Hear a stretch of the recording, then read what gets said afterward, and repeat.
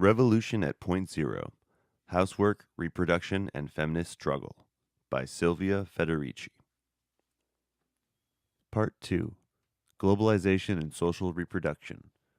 Section 1: Reproduction and Feminist Struggle in the New International Division of Labor, 1999.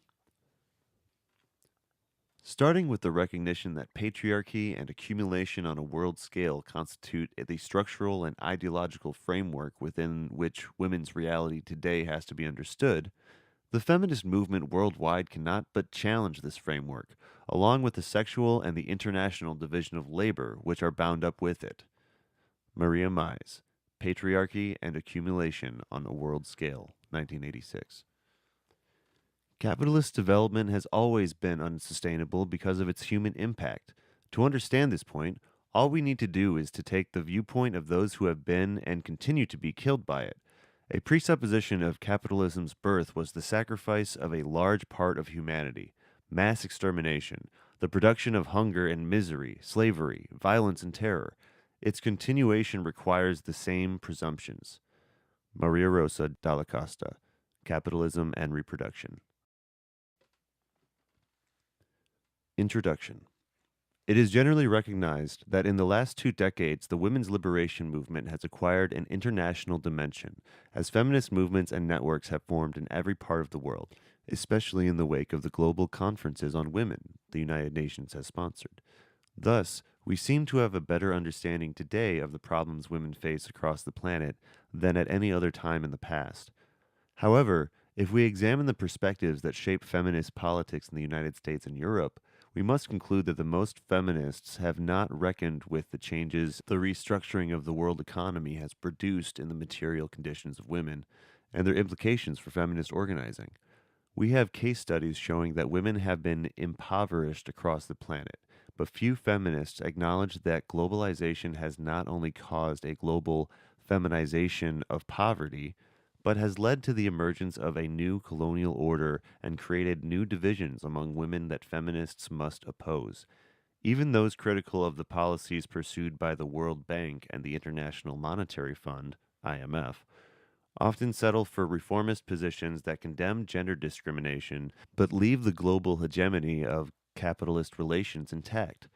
Many feminists, for instance, deplore the unequal burden, structural adjustment, and other austerity programs placed on women, and recommend that development agencies pay more attention to women's needs or promote women's participation in development planning. But rarely do they take a stand against the programs themselves or the agencies that impose them, or acknowledge that poverty and economic exploitation also affect men. There is also a tendency to view the problems women face internationally as a matter of human rights and privilege legal reform as the primary means of governmental intervention. This approach, however, fails to challenge the international economic order that is the root cause of the new forms of exploitation to which women are subject. Also, the campaign against violence against women that has taken off in recent years has centered on rape and domestic violence along the lines set by the United Nations. It has ignored the violence inherent in the process of capitalist accumulation, the violence of the famines, wars, and counterinsurgency programs that, through the 80s and 90s, have cleared the way to economic globalization. In this context, my first objective is to show that the globalization of the world economy has caused a major crisis in the social reproduction of populations in Africa, Asia, Latin America, and that a new international division of labor has been built on the crisis that harnesses the labor of women from these regions for the reproduction of the metropolitan workforce. This means that women across the world are being integrated in the world economy as producers of workers not only for the local economies, but for the industrialized countries as well, in addition to producing cheap commodities for global export. I argue that this global restructuring of reproductive work opens a crisis in feminist politics, as it introduces new divisions among women that undermine the possibility of international feminist solidarity and threaten to reduce feminism to a vehicle for the rationalization of the world economic order. The new international division of labor. NIDL. In order to evaluate the consequences of the NIDL for women, it is necessary to consider what we mean by this concept, for the conventional theory gives us a partial vision of the changes that have occurred. The NIDL is usually identified with the international restructuring of commodity production that has taken place since the mid 70s when, in response to intensifying labor conflict, the multinational corporations began to relocate their industrial outfits, especially in labor intensive sectors like textile and electronics, in the developing countries. The NIDL is thus identified with the formation of free trade zones, industrial sites exempt from any labor regulation producing for export, and with the organization of global assembly lines by transnational corporations. Relying on this theory, both the media and economic planners have relaunched the myth of capitalism as the great equalizer and promoter of interconnectedness, this time presumably achieved on a planetary scale. As the argument goes, we are witnessing the industrialization of the Third World. We are told this process will both eliminate the hierarchies that have historically characterized the international division of labor and will also have a positive impact on the sexual division of labor. The women working in the free trade zones presumably benefit from engagement in industrial labor, gaining a new independence and the skills necessary to compete on the international labor market. Although accepted by neoliberal economists, this theory has not been exempt from criticism. Already in The New Helots, 1987, Robin Cohen observed that the movement of capital from the north to the south is not quantitatively sufficient to justify the hypothesis of the new international division of labor.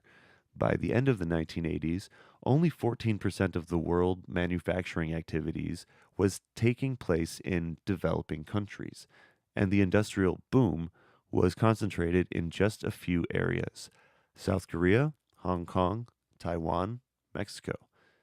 It has also become evident that the introduction of the free trade zones does not develop the industrial basis of the host countries, nor does it have a positive effect on their employment levels, while it is a drain on local resources.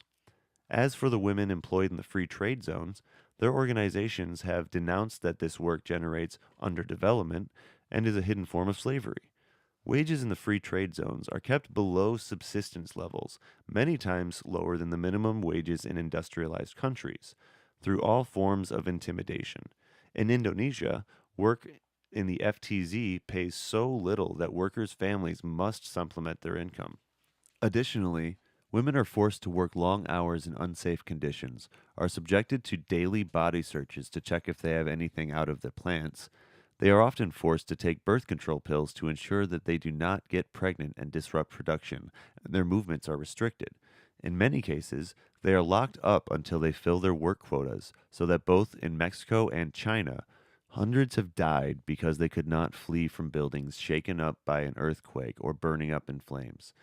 And in every country, they are persecuted when they try to organize. Despite these harsh conditions, workers in the FTZs have not been passive victims of the penetration of capitalist relations in their communities. From Mexico to the Philippines and the Caribbean islands, women workers in the FTZ have built support networks and organized struggles that have put the company managers and governments who had given the green light to the FTZs on the defensive. Nevertheless, any optimism concerning the economic impact of FTZ on the workers they employ is misplaced, for their very reason of existence is to create a work environment in which workers have no rights. This is not the only reason why the conventional theory about the NIDL must be revised. Equally important is the fact that the only work and economic activity the conventional theory recognizes is the production of commodities, while it pays no attention to the work of the reproduction, despite decades of feminist writings on the contribution of this activity to the accumulation of capital. The conventional theory then has nothing to say about the macroscopic changes that the expansion of capitalist relations has introduced in the conditions of social reproduction in the global south. The only aspect of reproduction that the theorists of the NIDL usually mention is the impact of working in the free trade zones on women's family life and housework management. Yet, this is only a part of a much wider process that destroys people's lives, without which free trade zones and the new international division of labor would not be possible. If we look at the NIDL from the viewpoint of production and reproduction, we draw a very different picture of it than the one projected by advocates of the New World Order. We see first that the expansion of capitalist relations is still premised, as at the time of the English enclosures and conquest of the Americas, on the separation of the producers from the means of reproduction, and on the destruction of any economic activity not market oriented, beginning with subsistence agriculture. We also see that economic globalization has led to the formation of a world proletariat without any means of reproduction, forced to depend on monetary relations for its survival, but with no access to a monetary income. This is the situation the World Bank and IMF have created in much of Africa, Asia, and South America through the politics of economic liberalization. These policies have so undermined the reproduction of the populations of the Third World that even the World Bank has had to concede to having made mistakes. They have led to a level of poverty unprecedented in the post-colonial period and have erased the most important achievement of the anti-colonial struggle, the commitment by the new independent nation-states to invest in the reproduction of the national proletariat. Massive cuts in government spending for social services, repeated currency devaluations, wage freezes. These are at the core of the structural adjustment programs and the neoliberal agenda. We must also mention the ongoing land expropriations that are being carried out for the sake of the commercialization of agriculture and the institution of a state of constant warfare. Endless wars, massacres, entire populations in flight from their lands and turned into refugees, famines. These are not only the consequences of a dramatic impoverishment that intensifies ethnic, political, and religious conflicts, as the media wants us to believe. They are the necessary complements of the privatization of land relations and the attempt to create a world in which nothing escapes the logic of profit. They are the ultimate means to expropriate populations who, until recently, had access to land and natural resources, which now are taken over by multinational corporations. Structural adjustment and economic liberalization have also put an end to the import substitution politics, which former colonial countries had adopted in the 60s to achieve a certain degree of industrial autonomy. This move has dismantled the local industries, for opening the domestic markets to foreign imports has allowed transnational corporations to flood them with imported products, with which the local industries could not compete. The construction of free trade zones has not remedied this situation. It has only taken advantage of it, allowing foreign companies to keep wages below subsistence levels, which is why, as Saskia Sassen has argued, free trade zones function primarily as springboards for migration.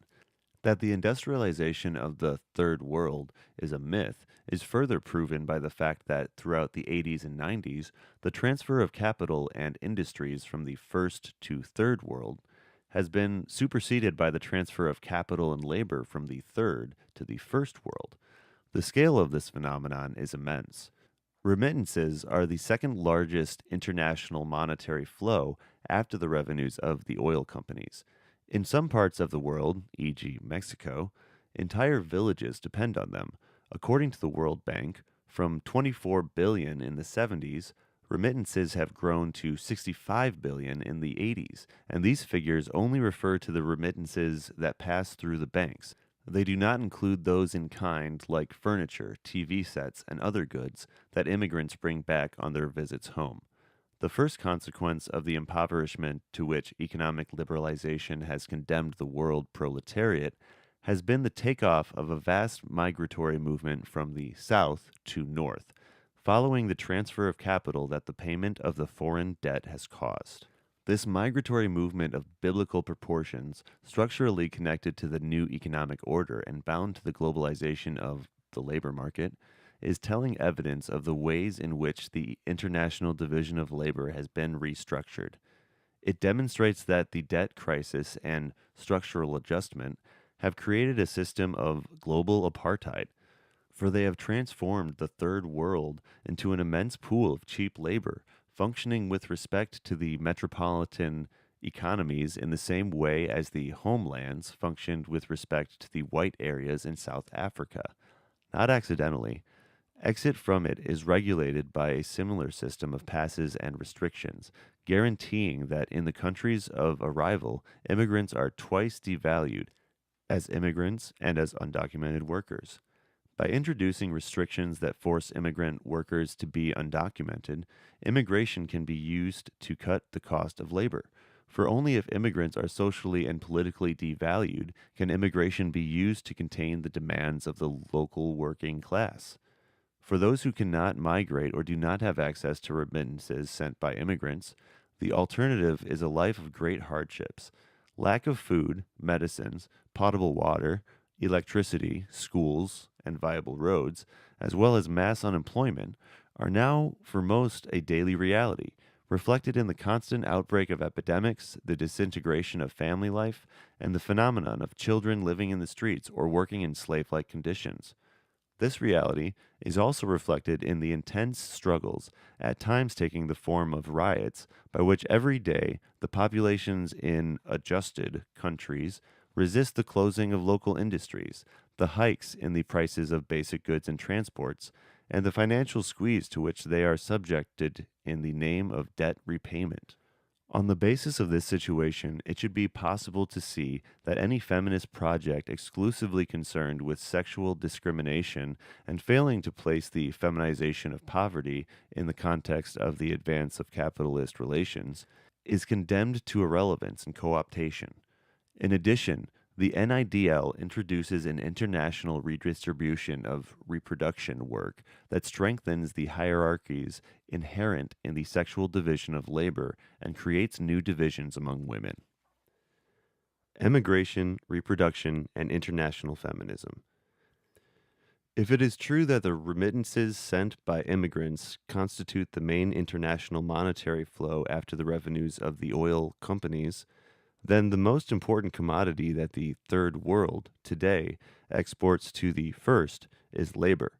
In other words, as in the past, today as well, capitalist accumulation is above all the accumulation of workers, a process that occurs primarily through immigration. This means that a significant part of the work necessary to reproduce the metropolitan workforce is now performed by women in Africa, Asia, Latin America, or the former socialist countries, the main points of origin of the contemporary migratory movements. This is labor that is never considered in the computation of the third world debt, and yet directly contributes to the accumulation of wealth in the advanced capitalist countries, as immigration serves to offset demographic decline, keep wages down, and transfer surplus from the colonies to the metropoles. This is a fact that feminists must acknowledge, both to unmask what integration in the global economy involves and to demystify the ideology of the aid of the third world, which hides an immense appropriation of women's labor. Not only do women across the world produce the workers that keep the global economy in motion, but starting in the early 90s, there has been a leap in female migration from the global south to the north, where they provide an increasing percentage of the workforce employed in the service sector and domestic labor. As Cynthia Enlow has observed, by imposing economic policies that incentivize migration, the International Monetary Fund and World Bank have enabled governments in Europe, the United States, and Canada to resolve the housework crisis at the origin of the feminist movement and free thousands of women for extra domestic work. The employment of Filipino or Mexican women who, for a modest sum, clean houses, raise children, prepare meals, take care of the elderly, allow many middle-class women to escape a work that they do not want or can no longer perform, without simultaneously reducing their standard of living. However, this solution is problematic as it creates a maids-madams relation among women, complicated by the biases surrounding housework. The assumption that it is not real work and should be paid as little as possible, that it does not have defined boundaries, and so forth. The employment of a domestic worker, moreover, makes women, rather than the state, responsible for the work of reproduction and weakens the struggle against the division of labor in the family, sparing women the task of forcing their male partners to share this work. As for immigrant women, taking a job as domestics is a painful choice, for the work is poorly paid and it requires that they take care of other people's families while they have to leave their own behind. In the course of the 80s and 90s, other phenomena have developed that demonstrate the attempt to redistribute the reproduction of the metropolitan workforce on the shoulders of women in and from the Third World.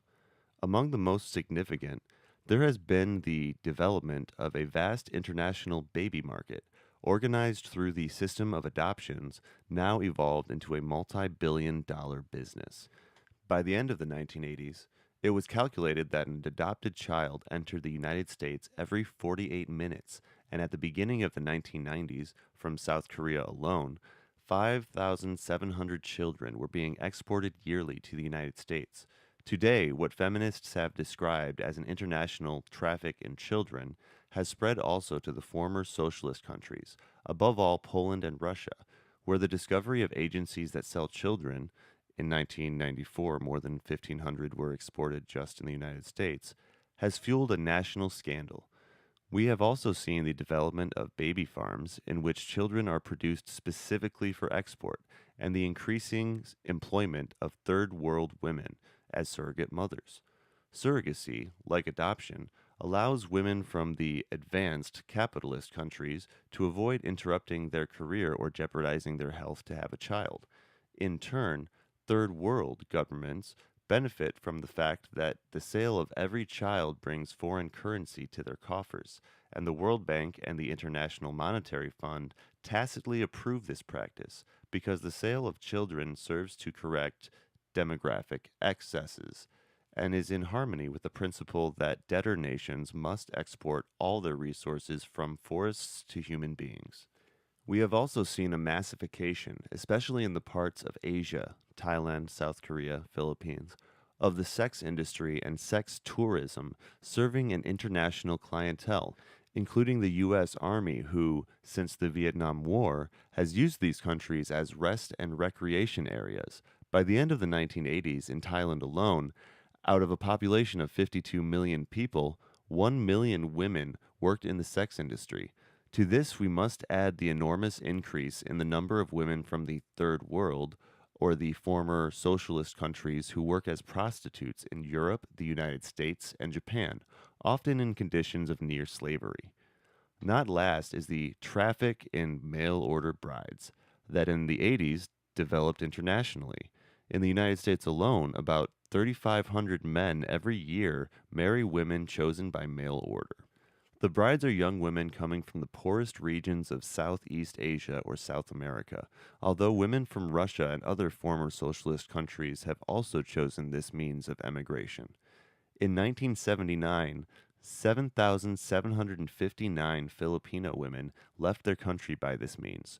The traffic in mail order brides exploits on one side the impoverishment of women and on the other the sexism and racism of European and American men who want a wife that they can control and count on the vulnerability of women who depend on them for their stay in the country.